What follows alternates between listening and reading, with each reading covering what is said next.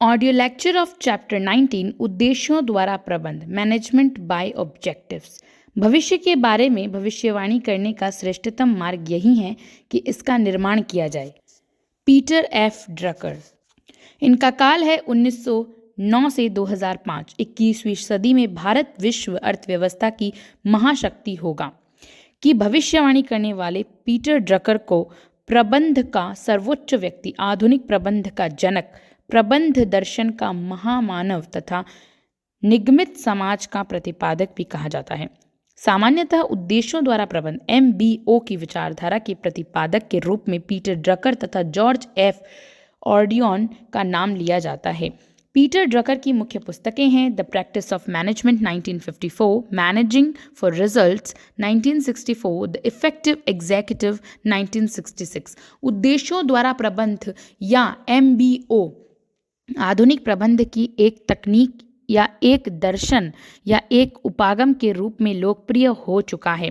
इसे लक्ष्यों का प्रबंध मैनेजमेंट बाय गोल्स या परिणामों द्वारा प्रबंध मैनेजमेंट बाय रिजल्ट्स भी कहा जाता है।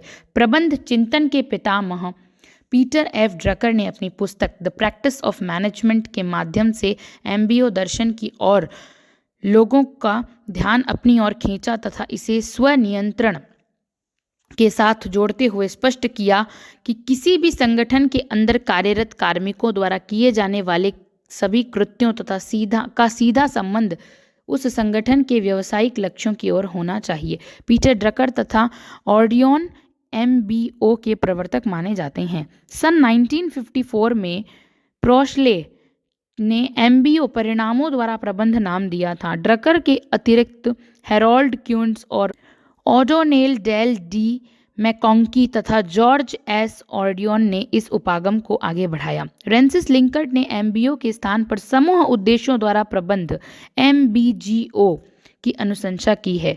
हैरोल्ड कुंज के शब्दों में MBO एक व्यापक प्रबंधकीय व्यवस्था है जो बहुत सी मुख्य प्रबंधकीय गतिविधियों को व्यवस्थित ढंग से एकीकृत करती है। ऐसा संगठनात्मक उद्देश्यों की प्रभावी तथा कुशलता पूर्वक प्राप्ति के लिए चेतनापूर्ण निर्देशन के द्वारा किया जाता है।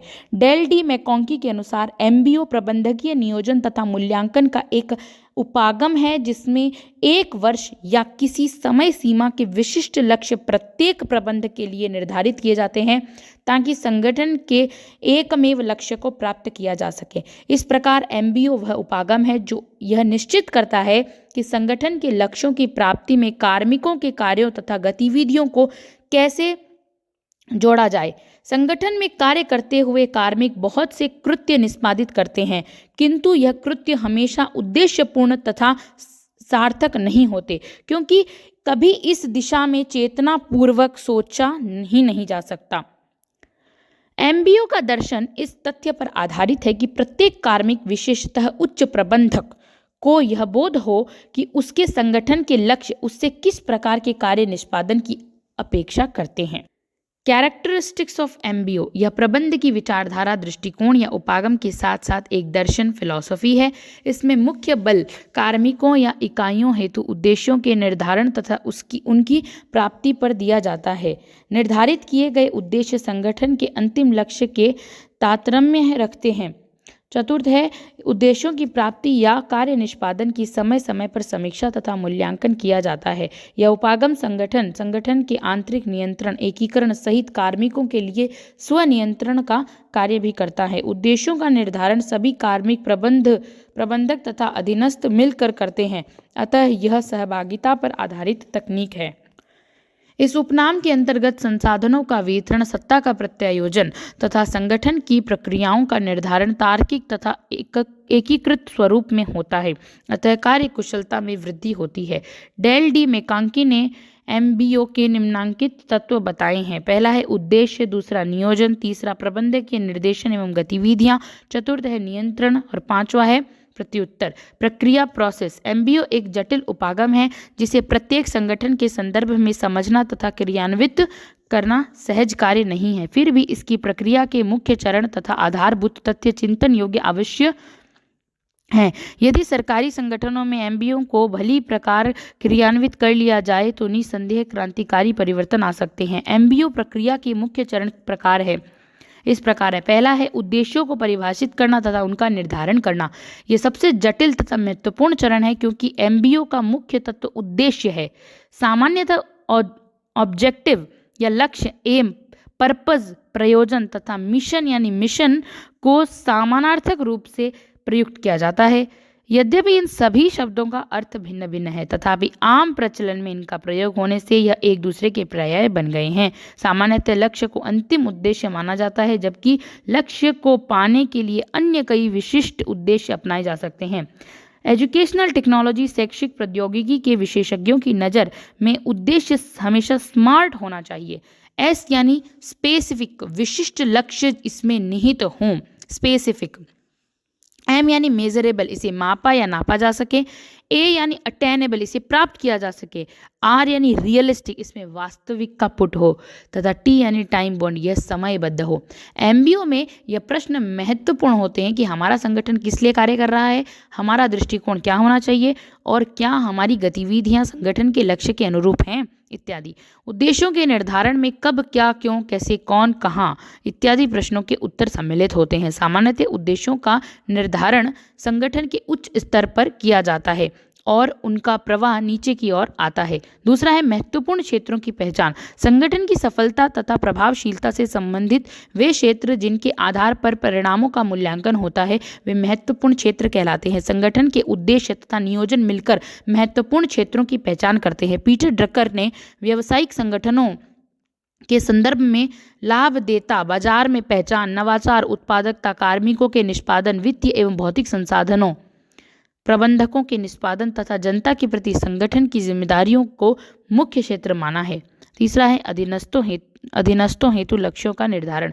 संगठन के लक्ष्यों की पूर्ति कार्मिक के समूह प्रयासों से ही संभव हो सकती है। अतः एमबीओ में प्रत्येक कार्मिक एवं प्रबंधक को यह बता दिया जाता है कि उससे कितने निष्पादन या लक्ष्यों की प्राप्ति की अपेक्षा संगठन कर रहा है। यद्यपि उच्च प्रबंधकों द्वारा निर्धारित किए गए व्यक्तिगत लक्ष्य अधीनस्थों हेतु काफी उच्च होते हैं तथापि यह लक्ष्य अधीनस्थों के साथ वार्ता करके एक सहमति के स्तर पर निर्धारित किया जा सकते हैं।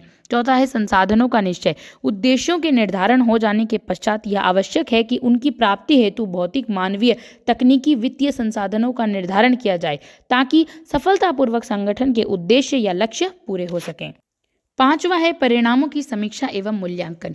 यह एक नियंत्रण विधि है जिसे ड्रकर ने मूल्यांकन के रूप में वर्णित किया है। वस्तुतः इसमें समय समय पर किया जाने वाला प्रबोधन यानी मॉनिटरिंग, निरीक्षण तथा बैठकें इत्यादि सम्मिलित है। इससे पता चल जाता है कि उद्देश्यों की प्राप्ति किस सीमा तक हुई है तथा क्या समस्याएं आ रही है। छठा है रिसाइक्लिंग ऑफ फीडबैक। इस रूप में यह प्रक्रिया निरंतर चलती रहती है। एक स्तर पर प्राप्त निष्कर्षों को पुनः उच्च स्तर पर भेज प्रतिक्रिया प्राप्त की जा सकती है तथा तदनुसार नए कदम उठाए जा सकते हैं। उद्देश्यों के निर्धारण, नियोजन, निष्पादन के मूल्यांकन के रूप में यह प्रक्रिया सतत रूप से चलती रहती है।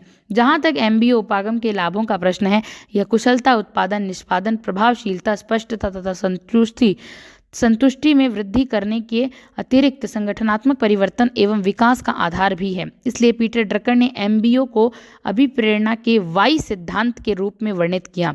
लेकिन इस सिद्धांत के दोषों के रूप में यह कहा जाता है कि यह अधिक समय, श्रम तथा बौद्धिकता की मांग करने वाली तकनीक है जिसे बहुत से प्रबंधक या तो समझ नहीं पाते हैं या इसकी कठोरता एवं जटिलता से विकुंठित हो जाते हैं। दरअसल सबसे बड़ी समस्या उद्देश्यों के निर्धारण की है। उत्पादन तथा निष्पादन पर अधिक बल देने एवं समय समय पर मूल्यांकन करने से अधीनस्थ इसका विरोध करते हैं तथा अलोकतांत्रिकरण प्रक्रिया मानते हैं। फिर भी एमबीओ एक प्रभावी तथा उद्देश्यपूर्ण उपागम है, इसमें कोई संदेह नहीं है। वास्तविकता यह है कि कार्मिक, विशेषतः सरकारी, वर्षों तक संगठन में कार्य करते रहते हैं तथा उन्हें यह ज्ञान तक नहीं होता कि संगठन का ध्येय, वाक्य, मिशन या लक्ष्य क्या है। यही कारण है कि कार्मिक के उद्देश्यों तथा संगठन के लक्ष्यों के मध्य सामंजस्य स्थापित नहीं हो पाता। भारत सरकार एवं इसके लोक उपक्रमों के मध्य होने वाले आपसी समझौते एमओयू भी इसी का व्यवहारिक रूप है। पीटर ड्रकर व एमबीओ। ड्रकर का जन्म 1909 में ऑस्ट्रिया की राजधानी वीनिया में हुआ। वियना में हुआ। बाद में वे अमेरिका में बस गए। बहुआयामी प्रतिभा के धनी ड्रकर प्रबंध का सर्वोच्च व्यक्ति, ड्यून ऑफ मैनेजमेंट, आधुनिक प्रबंध जनक, फादर ऑफ मॉडर्न मैनेजमेंट, प्रबंध दर्शन का महामानव, जेंट ऑफ मैनेजमेंट फिलॉसफी तथा निगमित समाज का प्रतिपादक, प्रोफाउंडर ऑफ कॉर्पोरेट सोसाइटी भी कहा जाता है। आधुनिक प्रबंध के जनक पीटर ड्रकर नौकरशाही प्रबंध, ब्यूरोक्रेटिक मैनेजमेंट के घोर विरोधी हैं। ड्रकर ने विश्व भर में केवल जापान ही ऐसा देश है जहां लोगों को सरकार पर विश्वास है, अन्यथा सभी जगह सरकारें जनता की नज़रों में नाकार अनुपयोगी हैं। पीटर ड्रकर की मुख्य कृतियां हैं। पहला है द प्रैक्टिस ऑफ मैनेजमेंट 1954, इस पुस्तक में MBO की अवधारणा वर्णित है। दूसरा मैनेजिंग फॉर रिजल्ट 1964। तीसरा management challenges for the 21st century 1999।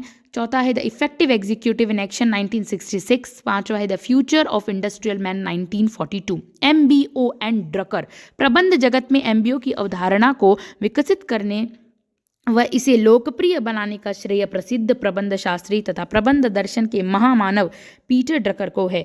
MBO को कुछ अन्य विद्वान अन्य शीर्षक से संबोधित करते हैं, जैसे परिणामों द्वारा प्रबंध, मैनेजमेंट बाय रिजल्ट्स, लक्ष्य प्रबंध, गोल्स मैनेजमेंट, कार्य नियोजन और समीक्षा, वर्क प्लानिंग एंड रिव्यू, लक्ष्य और नियंत्रण, गोल एंड कंट्रोल्स। विभिन्न विद्वान इसका अर्थ भी अलग अलग लगाते हैं। कुछ विद्वान के अनुसार यह कार्य निष्पादन मूल्यांकन के लिए एक उपकरण है, कुछ इसे अभिप्रेरणा की तकनीक बताते हैं, तो कुछ इसे नियोजन व नियंत्रण के उपाय के रूप में देखते हैं। निष्कर्षतः समस्त प्रबंधकीय कार्यों का उद्देश्योन्मुखी किया जाना ही उस उद्देश्यों द्वारा प्रबंध है। यह प्रबंधन का एक तरीका है जिसमें कार्यों व क्रियाओं की बजाय सुपरिभाषित उद्देश्यों की पूर्ति व प्रकाश डाला जाता है। ड्रकर के अनुसार किसी भी संगठन के अंदर कार्यरत कार्मिकों द्वारा किए जाने वाली सभी कृत्यों का सीधा संबंध उस संगठन के व्यावसायिक उद्देश्यों की ओर होना चाहिए। ड्रकर के अनुसार MBO वह प्रक्रिया है जो कर्मचारियों को सभी स्तर पर साथ में कार्य करने के लिए प्रेरित करती है। MBO के 5 स्तर हैं। पहला लक्ष्यों की जांच करना, दूसरा उद्देश्य निर्धारित करना, तीसरा निगरानी प्रक्रिया, चतुर्थ है कार्य निष्पादन मूल्यांकन, पांचवा है कर्मचारियों को पुरस्कृत करना। पीटर ड्रकर ने MBO को प्रबंध का दर्शन कहा है।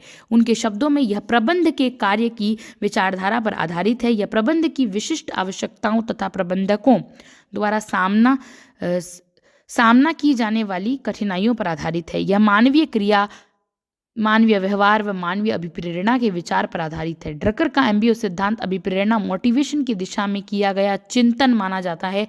स्वयं ड्रकर ने MBO को अभिप्रेरणा वाई सिद्धांत डगलस मैक्स ग्रेगर के रूप में ही विश्लेषित किया है। इस प्रकार ड्रकर MBO सिद्धांत अभिप्रेरणा का एक सकारात्मक सिद्धांत है। यह सिद्धांत कार्मिक के लिए स्वनियंत्रण सेल्फ कंट्रोल का कार्य करता है। साथ ही यह संगठन की विविध गतिविधियों के मध्य समन्वय यानी कोऑर्डिनेशन को स्थापित करता है। MBO के लाभ हैं, इससे संगठनात्मक प्रभावशीलता बढ़ती है तथा कार्य निष्पादन वर्क परफॉर्मेंस सुधरता है। दूसरा, यह लक्ष्यों को अधिक विशिष्ट, परिचालनात्मक एवं मापनीय बनाता है। तीसरा है यह प्रबंधकीय अकर्मण्यता, बाहरी निर्देशन व नियंत्रण के स्थान पर प्रबंधकीय पहल, स्वनिर्देशन व स्वनियंत्रण को प्रोत्साहित करता है। चतुर्थ है यह उच्च प्रबंधकों व अधीनस्थों के मध्य अंतरक्रिया, परामर्श व सहयोग बढ़ाता है। यह सहभागी प्रबंधन में वृद्धि करता है।